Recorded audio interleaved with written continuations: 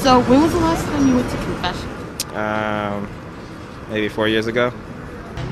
Well, maybe, I don't know, 2 years back? Probably when I was 12. So how many years ago was that? About 16 years ago. You ever think about going back to confession at all? Sometimes. Yeah. I mean, what can I say? I'm a sinner.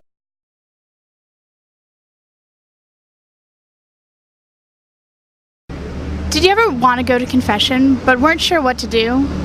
Or you thought you hadn't been to confession for so long that the priest wouldn't have time to listen to you? Well, today at Busted Halo, we're going to look at what you need to do to go through confession so that you're armed with the knowledge next time you want to go. And I figured the best way to start would be asking someone who's gone to confession a lot, Mike, and ask him what his experience has been. So Mike, what's the first thing you need to do when you're going into a confession? First thing I need to do is relax. Just go into church and just be mindful of what you've done wrong. And if it's been a long time since you've been to confession, don't worry about it. In fact, tell the priest that. Tell the priest that it's been a while since you've been to confession. And then most likely he's going to be a little more sympathetic to you and help you out with the steps that you need to go through to go to confession as well. When somebody's made a decision to go and make a confession, is there anything they need to do before they go into the church? Yeah, the first thing you need to do is you need to examine your conscience, which means you're going to make a mental inventory of all the different things that you've done that are sinful since the last time that you went to confession.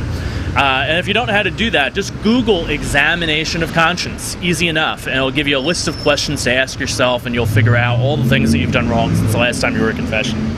Well, what if it's been a while since you've been to confession? How do you prioritize what you say? Easy enough. Start with the big ones first. The big things that really cut you off from God. Catholics call those things mortal sins.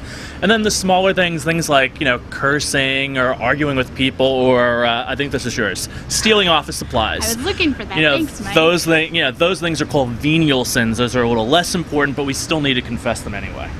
Okay, so after you've made an account of all your sins, what's next? Well, now you're going to go and confess your sins, and most often you have two options. One, you could sit face-to-face with a priest and confess your sins while looking him right in the eye. Some people don't like that. Some people would prefer to be more anonymous, so there's a screen there also. You could kneel down in front of a screen and confess your sins that way as well.